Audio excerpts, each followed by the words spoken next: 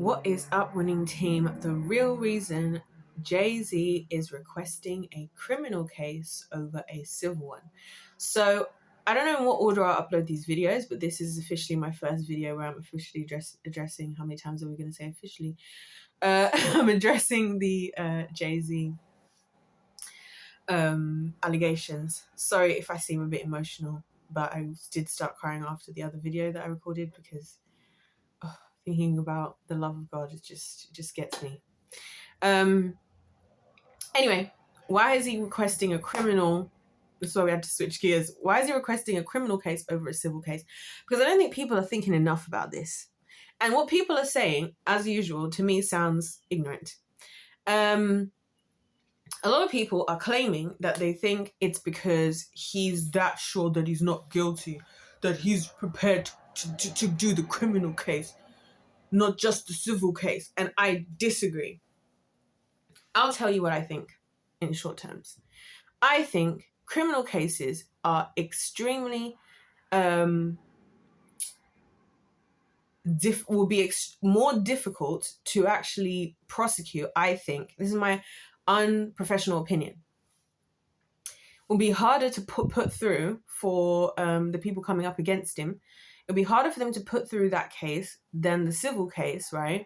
Because the civil case, the worst that can happen from my understanding is he pays somebody off.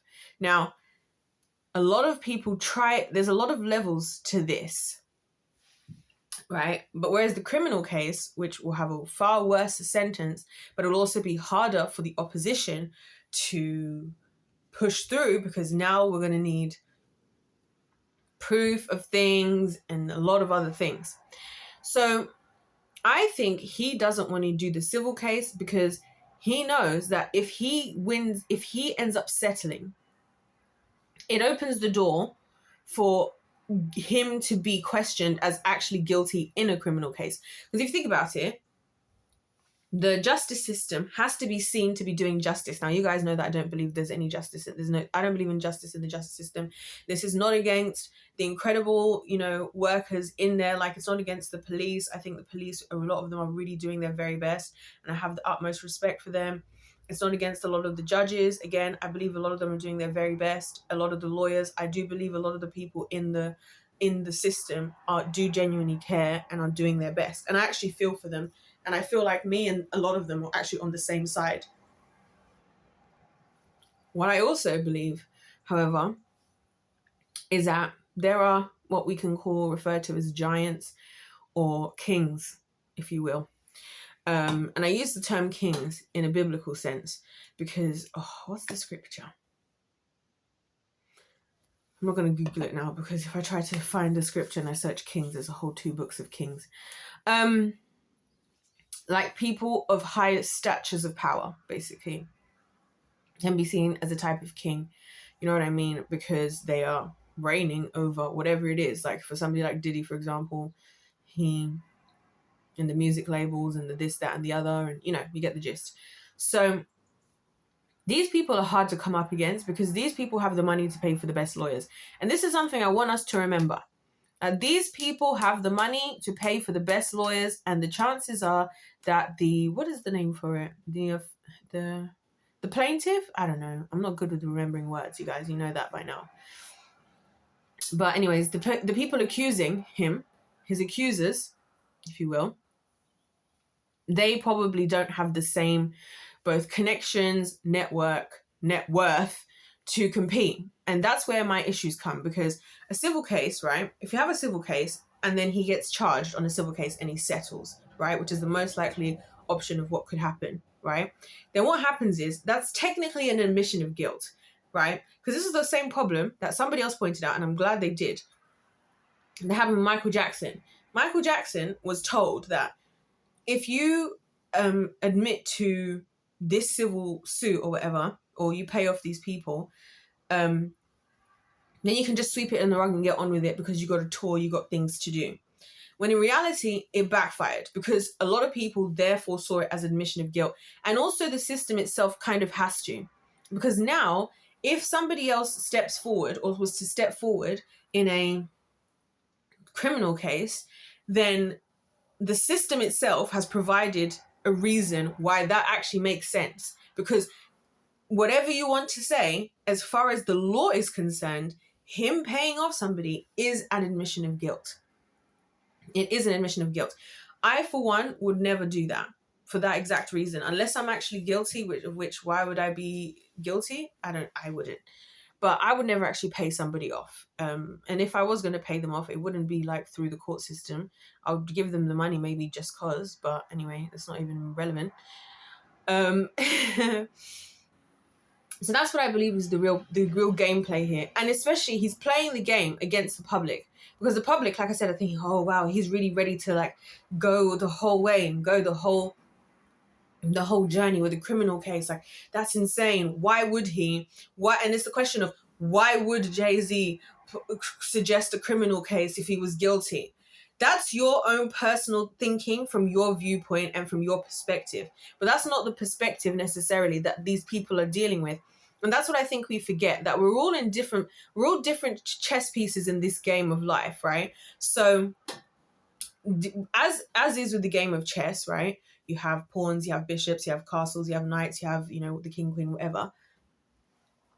All of the different pieces can do different things and are more or less valuable in certain situations and have more or less perspectives based on where they're coming from.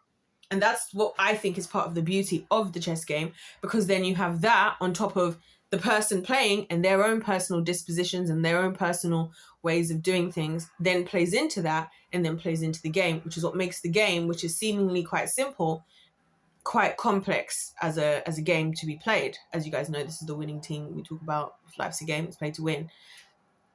So the game is, for a lot of these people, for a lot of these celebrities, and I think somebody else even said it, is their concern more than anything is your opinion, your attention, their reputation. Because as long as they have your reputation, they have the power. As long as you have all these stories, like I was thinking about, Shaq, because Shaq is one of those people I know for sure is involved in some dodgy dealings, for absolutely sure, in one way, shape, or another. But the thing is, because people have seen him being out giving money, it's like the Mr. Beast effect, right? He's been seen giving out money. He's been seen doing all of this. People just think, oh, he's so nice. When I met Shaq, this happened. When I met Shaq, when I met this. The narrative is played so well in your face, right, that you're like, wow, that's so nice. Or you see these musicians like bringing up these younger rappers, supporting them on their journey. The conversation that I had with Jay-Z that changed my life. Like, I remember I saw some flipping, this is one of those things where I thought, oh, is this how lost we are? Because the thing was like, would you rather it was like an hour conversation with Jay-Z or $1 million, right, in cash? Or maybe not necessarily in cash. And the fact that people were choosing the time with Jay-Z bewildered me, because I get it. People are valuing wisdom according to themselves, are valuing wisdom. What type of wisdom is it that we're valuing? And this is my point about a lot of things, right? Is in, you don't understand who you're playing with. These people know what they're doing. These people know all they have to do is keep up their reputation with the public, with the general public, because then we'll do our job, because the power is with the people. I've always said the power is with the people. It doesn't feel like it, because we're all just one little drop in the ocean. Have you guys, who knows the song Drop in the Ocean? Whoever went to primary school in England, did you guys sing Drop in the Ocean? Because that song went crazy. Drop in the Ocean was so good. But anyway, if anybody knows what I'm talking about, please tell me in the comments, because I just think it would be so funny. So he knows that all he has to do is play this narrative to the public. It's a play. It's all a big play. That's what I've been realizing more and more. Like, this really, everything that's happening that we're seeing, and it's especially because now we live in a society where, and this is why I decided to stop also doing thumbnails, and I decided to really hone into not editing my videos. The only thing I will do is just pause the recording if, like, right now I'm a bit unwell, so I have to deal with myself and take a moment sometimes. But yeah, other than that, my videos or whatever, because I've realized we live in such an overproduced world where so many people are creating these narratives that we all get lost in, because they made it seem so good looking online, or in person. So like, it's like the days of the paparazzi and people getting caught out and the paparazzi, and it's like, oh my gosh, what Britney Spears and Justin Timberlake both wore denim on denim, you know, all these things that we get caught up in, and we get lost in the source, and therefore all these things that we fall for are the reasons that we then fall for the story of whoever's writing the story, of whoever's creating it. So in this case, you got the kingdom of darkness, you got the devil, right? Like with Britney Spears is a great example. Now people are all feeling sorry for Britney. People are all like, oh no, we're so sorry that this happened, like this is horrible. But everybody was following the narrative when it was painted to them. Like the whole society came behind like her parents, because they all did the we're so sorry, and just like, and like, you know, we're just trying to do what's best for our daughter and like look after her. And then people are like, yeah, you should take her money. And I just find it funny how money is always there. That's what I said, money is the god of this world. Yeah, so people are like, oh no, we need to, you need to decide what to do with her money because she's clearly not doing okay. And we, society, feel entitled to things we were not entitled to. Arguably, you could suggest that if you bought CDs and albums and merch and things that, you know, you contributed, but you know, people are so weird. I find it really weird how people will like feel entitled to somebody else's money. That's something I really don't understand. I don't understand being entitled to somebody else's money. It's not your money. Whoever's money is, however it is, it's up to them to spend that money how they want to spend it. That's why when people are like, Michael Jordan's lost his way, he's gambling, all this stuff. I'm like, Michael Jordan is one of the legends. Bro worked hard and he changed the game and inspired so many people. Bro can spend his money or whatever the heck he wants to spend his money on. Doesn't mean he has a problem. It means he's Michael freaking Jordan. Thank you. And I'm more than pleased to contribute to that money with the fly pair of Jordans that I own. You know what I mean? People are just weird. Like, why do you feel entitled? And if you, like, you know, anyway. The point is about the narrative, right? So they played this whole narrative of like, oh, she's lost her way. You catch all these these videos. This is why they learned more with Amanda Bynes, and she's still stuck, bless her heart, because people learned lessons. And this is what I'm saying to you guys about the devil. The devil learns lessons along the way. So when he sees where he went wrong, he makes sure to do it better the next time. That's what I think is the funniest part of it. So he's like, oh, you guys are upset because this and this and this and this. Like, that's what the devil's a scientist. He's a scientist. Just like how I would be in a lab testing something out and adjusting the variables to try and see what happens if I do that. What happens if I do that? He's the same thing. He's a scientist. So this is what he's doing. So when Jay-Z's coming out talking about, yeah, I'll take on the criminal case if y'all are that serious, there's also an element of pride in there. So here's the thing. I truly believe that because of how God does things differently, God is outside of time. That's the truth. And so time isn't a construct to God like it is to literally everybody else, including the devil. So God doesn't have to do anything until he thinks it's the right time for that thing to be done. And in which case he can manipulate time as however he wants to, because he's God.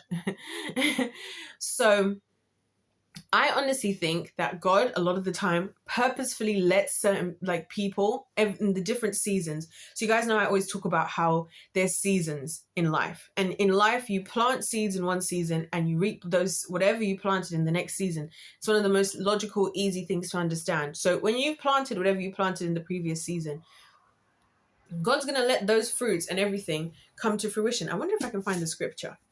Let me find the scripture here.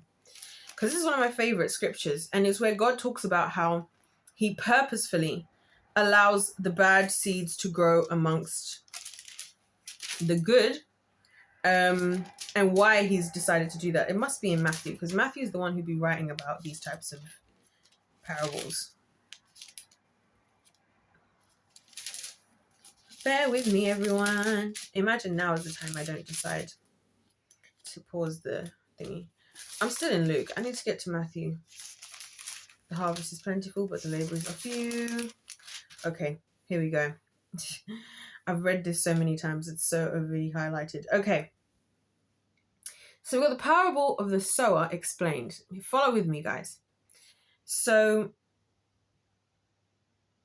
I'm going to do the parable of the weeds, I believe. Yeah, the parable of the weeds. So this is Matthew 13:24. Just follow with me. I know it sounds insane. He put another parable before them, saying, the kingdom of heaven may be compared to a man who sowed good seeds in his field, but while his men were sleeping, his enemy came and sowed weeds among the wheat and went away. So when the plants came up and bore grain, then the weeds also appeared also. And the servants of the master of the house came and said to him, Master, did you not sow good seed in your field? How then does it have weeds? He said to them, an enemy has done this.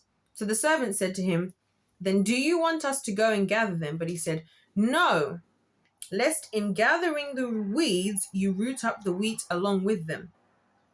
Let both grow until the harvest, and at harvest time I will tell the reapers, the angels, gather the weeds first and bind them in bundles to be burned, but gather the wheat into my barn. And that's what I believe is exactly a prophecy of what's happening right now.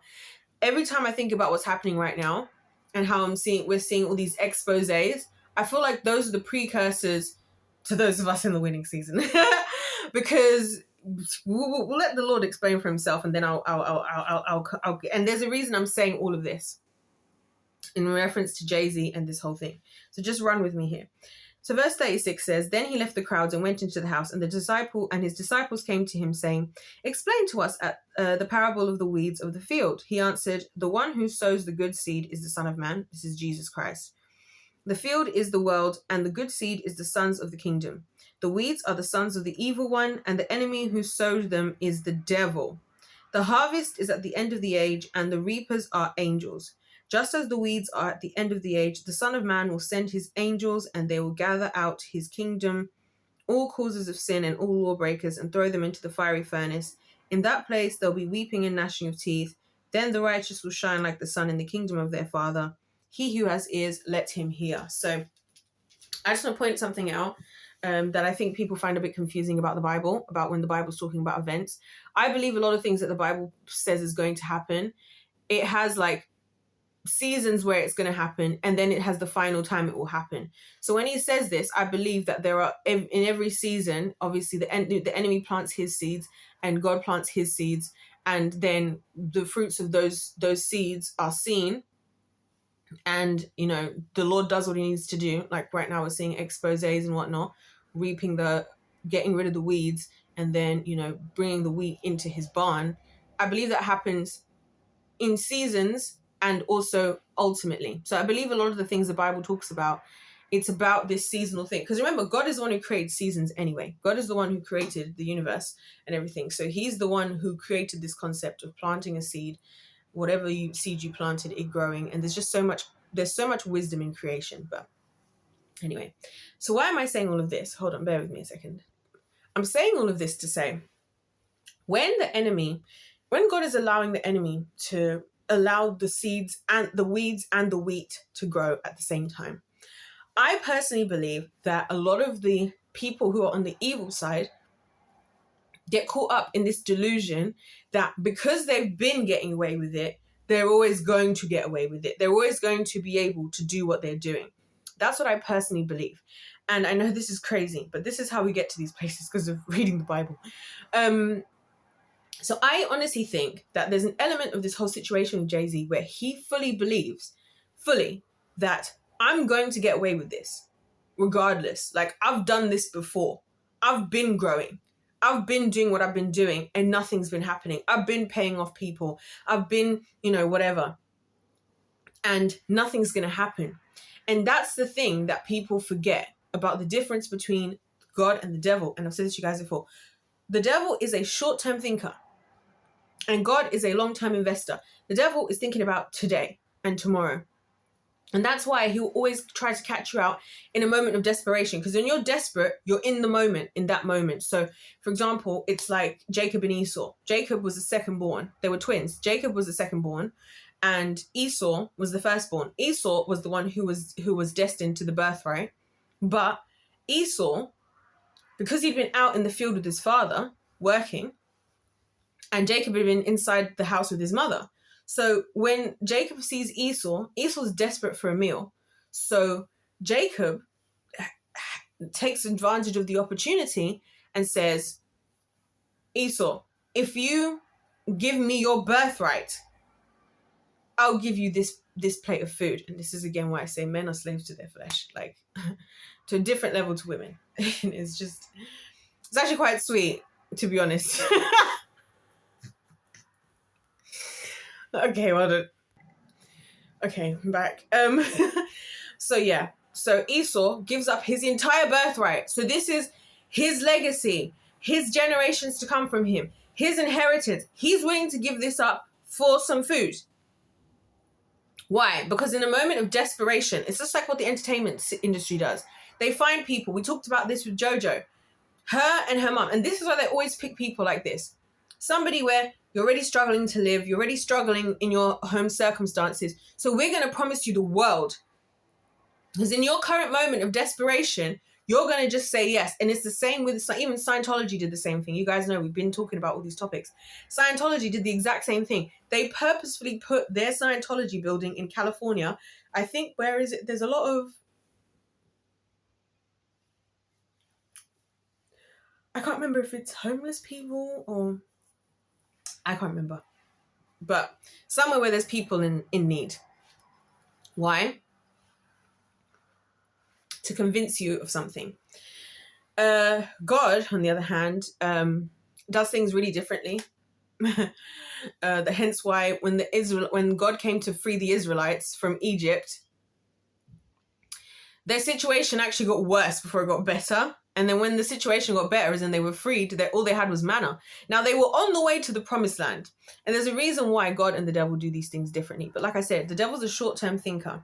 So I think a lot of people, a lot of the sons of Satan, we're going to start to call them, a lot of the sons of Satan, a lot of them are comfortable in believing that, oh, because the Lord hasn't retaliated, the Lord hasn't retaliated, the Lord hasn't retaliated, the Lord hasn't retaliated, I'm fine. And I'm always going to be fine. What they don't realize is, no, God will come through when he does. And when he does, he'll blow everybody else out of the water. So again, to use another Bible story, Pharaoh and flipping, oh my gosh, why am I thinking of so many Bible stories? Pharaoh and Moses and the 10 plagues, because I like the 10 plagues. I like God's personality in the 10 plagues, because it's like, it starts out that if you read the story, it starts out that the first couple plagues Pharaoh's magicians can do as well. So Pharaoh's there cockily sitting, right, probably with some freaking golden chalice with like emeralds and whatever on it, right? That's how I envision him. And you know, he's like, I'll just call my magicians. My magicians just come through, right? So he sends his magicians to come through, and you know, they can do what Moses is doing and Aaron. So he's like, oh, cool. Listen, you see, guys, what was we worried about? What were we even worried about? But then God's plagues start to outdo Pharaoh's, and Pharaoh's like, huh? I didn't know about this. And the funny thing is that, and this is what I love about God, because this is something I've adopted from the Lord, is I always warn people very early on when, like, and it's something I've developed a habit in, when it's like, you're taking the mick, and I'm gonna, just so you know, one day I'm gonna do something about it. So God even tells Pharaoh from the beginning, by the way, I'll take all your firstborn sons, which is actually a gangster move, because where's your bloodline? Where's your legacy? Without firstborn sons, your people are done. And I don't know if you guys have seen Egypt today. Nothing wrong with the country, obviously beautiful. I'm sure I'd love to visit one day, but you get the gist. We're not out here with these powerful pharaohs anymore, are we? So it's almost as if Pharaoh was winning the battles and God was preparing to win the war, and that's the point I'm trying to say here. So yeah, so God does all these plagues, and he's 9 plagues in. So as a society, we have this 3 strikes thing. God did 3 times 3. He did 3 squared strikes before he hit with, okay, we're taking out the firstborns now. You're done. You know what? You're done. Takes out the firstborn sons, yeah. And it's only enough for Pharaoh to let them leave for a period of time, because then he wants to come back for revenge anyway. That's what I'm saying. This is the nature of the children of Satan. They doesn't change. It doesn't change. They have this cocky sense, this prideful sense of like, I'm going to win. I just have to keep going. I just have to keep fighting. I just have to keep doing. They always think that they're going to win at the end of the day. And what they don't realize is that God is so comfortable in himself that God will retaliate when he sees it as best fit for everything. He doesn't have to do things on your time. He doesn't care if the world is worshiping you, because he's going to have the last laugh. That's the funny thing. That's what I'm saying. And so I feel like there's an element of this whole situation with Jay-Z where it's like, I feel like he actually in his head somewhere, and even with Diddy, but maybe Diddy's coming to his senses because his head's been looking huge. So I'm wondering if he's actually been doing a bunch of thinking that he wasn't doing before all of a sudden. And yeah, he knows, God knows that he's going to win. He doesn't have to. It's like any true winner in life. Like any true winner in life doesn't have to be shady, doesn't have to have any negative behavior. They don't have to explain themselves, because they're going to explain themselves when the moment comes, when the moment matters. So what everybody else has to say in the midst of it, say what you want to say, everyone. Say what you want to say, judge how you want to judge, think how you want to think. Because when it comes down to it, I'm going to be the one to win. And that's the thing. And that's what I'm saying. So that's my opinion on why he's requesting this criminal case. I think the part of it is he's trying to convince the public so that you guys all say, oh my gosh, yeah, why would he do this? He must not be guilty because he's so ready to face a criminal case. The other thing is, I think he knows that the civil case winning, which it's likely to, and he's likely to be advised to pay the settlement, right, also opens the door for an admission of guilt that can be held against him, according to a lot of the other legal folks could use it against him and say, well, you saying that you're not guilty, but why would you pay somebody off if you're not guilty? And now we've actually got more people showing up. Then I also think there's just the element of the genuine pride. And I feel like God does this anyway. This is what I've noticed, is that God will wait. This is why he's the ultimate game player. God is the deliverer of the scariest checkmates, because God, I've noticed, both through reading the Bible and through like observing people in real life and also living through my own life, that he will wait until the person, the opponent, his opponent, whoever's his opponent, which according to him, if I'm his child, my opponent is his opponent. That's why I don't have to fight a dirty game, right? So, and you guys don't, because we're the winning team. So we don't fight dirty games, because we don't do that. Yeah, so she, brain. So he, I believe that God purposefully waits for the moment where not only he can destroy people, but make them look like the ultimate idiot. Like, he lets you cook. Like, you think you're cooking, you go ahead and you think you really did something. Like, go and think you did the most. Go and be cocky and courageous, peacock yourself around as if you've really achieved something.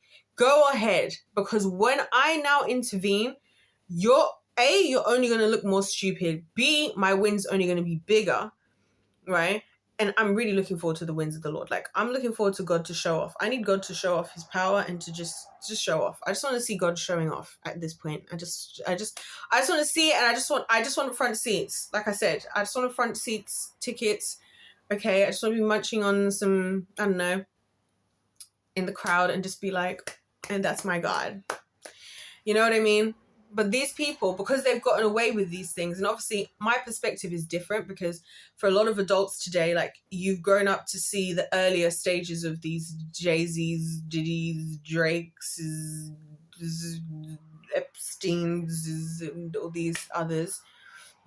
So I feel like there's an element of desensitization from you watching them, you know, whatever you want to call it, succeed, that I don't have. So for me, I just see the facts. And for me, the facts were always sketchy, always this. But the world worships you, because that's what the devil does. He takes the narrative and he creates the best play. Like, people always talk about, oh, the devil was God's musician. He was the best musician in heaven, whatever you Christians say, right? But you don't actually think about what that practically means for what he's doing. Because if he is a creative, if the devil is a creative, that means he knows how to put on a show. And like I've said to you guys before, I've put on my own shows before. And it's one of my favorite things to do, because I think I'm actually good at it. And I like to do it. But I also know that if I'm now in the show, like my own shows don't necessarily have to include me all the time. And actually I prefer to be on the direction side, writing and directing, as opposed to performing side, to be honest. But anyway, but one thing I know is that it's just a performance. All I have to do is perform. If I wanted to convince you guys that I could lie to you guys for 100 videos about something, and you guys would be like, oh, we feel so sorry for her. Her life is whatever. At the end of the day, we're all going to know on Judgment Day. And that's what I care about. That's why I just be speaking my truth and being authentic, because the world may never believe me. The world may think I'm making things up or being whatever. Listen, the only person that's going to pay for that is going to be me. And this is what these prideful individuals don't realize, is that at the end of the day, you can fool as many people as you want to. You can put on whatever performance. You can shut down YouTubers' videos. You can pay off witnesses who are around. At the end of the day, you're going to have to face God along with the devil. And whatever was real is going to be the only conversations taking place. There's not going to be no room for acting. There's not going to be no room for fakeness. The truth is going to show itself for itself. So that's why I'm like, cool. I'm very comfortable in my personal existence, because I'm like, look, at the very least, I'm being real. I'm being real and I'm being authentic. So if that works against me, oh well.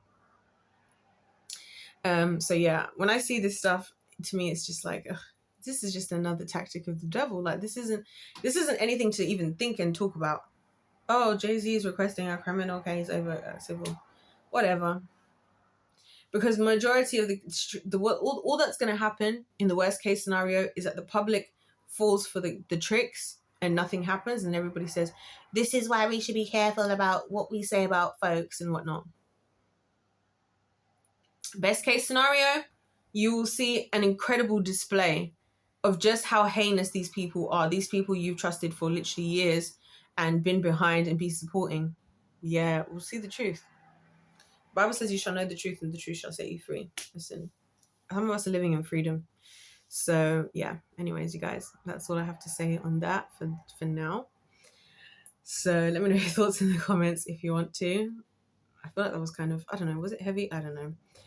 But it's not to me. To me, this stuff is light, because this stuff is like, I've seen manipulators. I've seen the greatest level of manipulation. So this stuff doesn't faze me, and this stuff doesn't convince me, because this isn't the best work. Oh, I'm sorry, guys. Anyways, I am probably seemingly tired. I'm not feeling amazing, but I really wanted to make these videos, and I have to say that making the videos today has helped me a lot. So anyways, you guys, from after the game, I'll play to win. God bless you all. God loves you. I love you. And I'll see you.